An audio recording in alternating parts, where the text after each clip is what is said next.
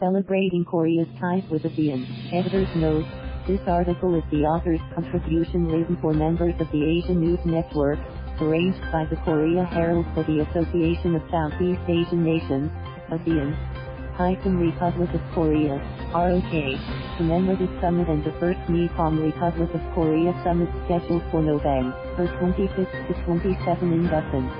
Next week, November 25th to 27th, the 2019 Asean-Republic of Korea Commemorative Summit and the first Mekong-Republic of Korea Summit will be held in Korea. In particular, since my hometown Busan will play host to the event, I am very much looking forward to them. It's as if I have invited valued guests to my home.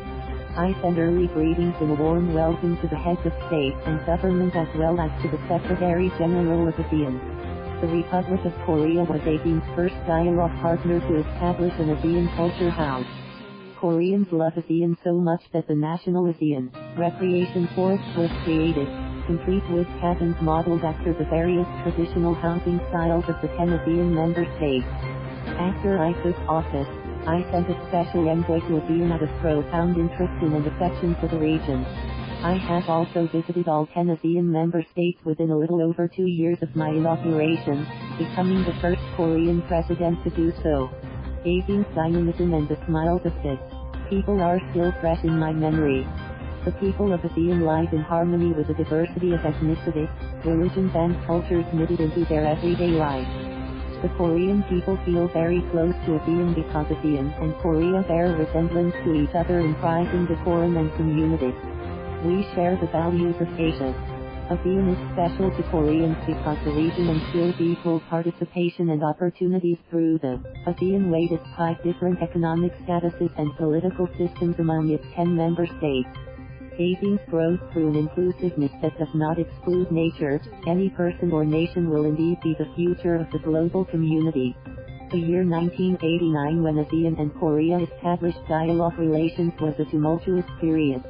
The ideological confrontation that had persisted over decades since the start of the Cold War began to dissipate. Rapid technological developments helped draw countries around the world even closer than before, leaving them easily affected by one another. In that era of transition, ASEAN and Korea became friends.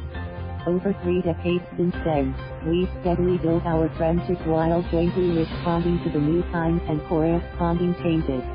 In 2018, the number of visitors traveling between Korea and ASEAN surpassed 11 million and bilateral trade reached the all-time high of United States billions.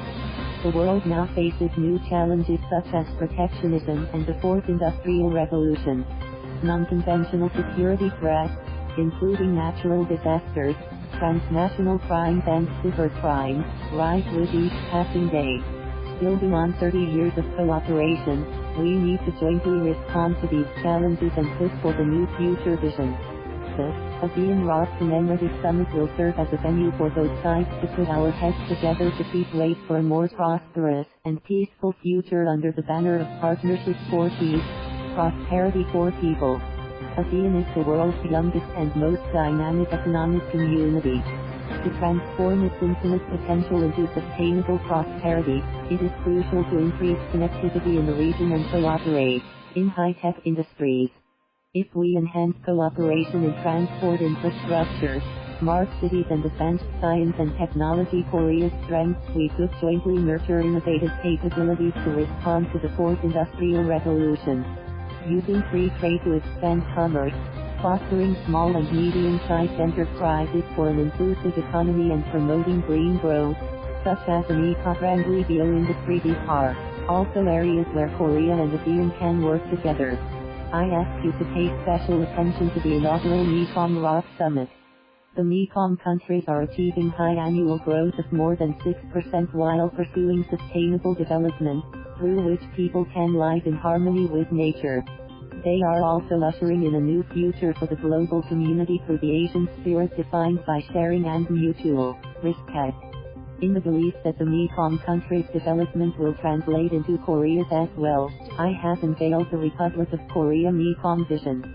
Korea will help promote connectivity among Mekong countries by supporting infrastructure construction, including roads, bridges, railroads and ports, and will join forces to promote regional progress.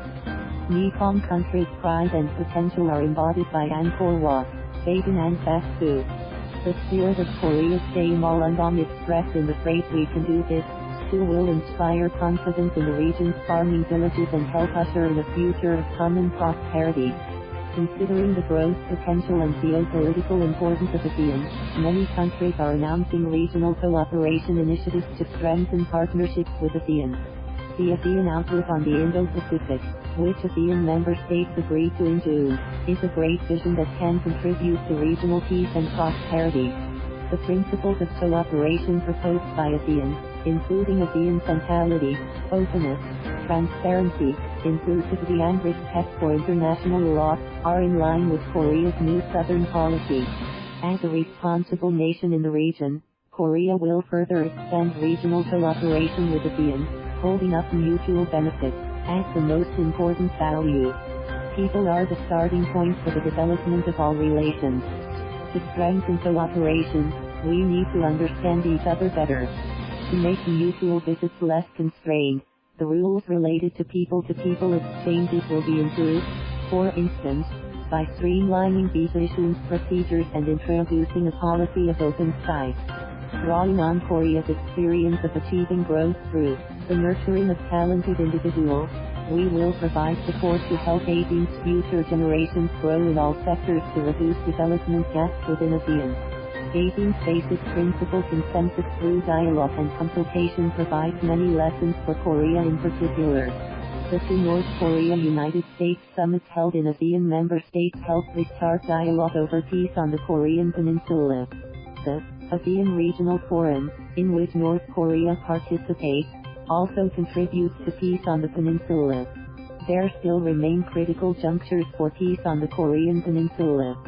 Since peace on the peninsula is closely related to stability throughout East Asia, I believe ASEAN member states that have actively helped advance peace through dialogue and mutual understanding over the past decades will also join in the journey toward establishing permanent peace on the peninsula as reliable friends and advisors.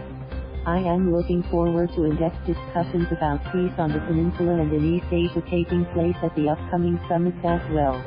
Busan, which will host the Asean-ROK Commemorative Summit and the first Mekong-ROK Summit and is Korea's largest port city, is the gateway from which sea routes to ASEAN start. I look forward to Korea and ASEAN, wisdom to achieve common prosperity and peace coming together in Busan, a city that connects the continent and ocean. I hope that the interest and support of ASEAN citizens will also stretch across the sea to reach Busan. Thank you for watching. Please subscribe.